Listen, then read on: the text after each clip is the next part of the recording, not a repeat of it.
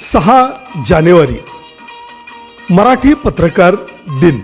याच दिवशी बाळशास्त्री जांभेकर यांनी शुक्रवार 6 जानेवारी 1832 रोजी दर्पण नावाचं वृत्तपत्र सुरू केलं, मराठी वृत्तपत्र।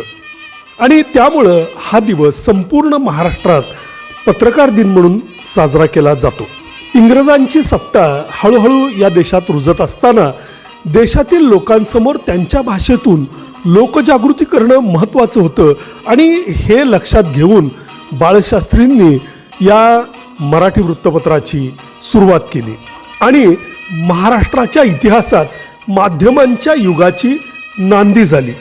सुरुवातीला दर्पण हे पाक्षिक होतं आणि त्यातला मजकूर अर्धा इंग्रजी आणि अर्धा मराठी असा होता। या वृत्तपत्राने समता आणि व्यक्ती स्वातंत्र्य ही तत्त्व उभी केली।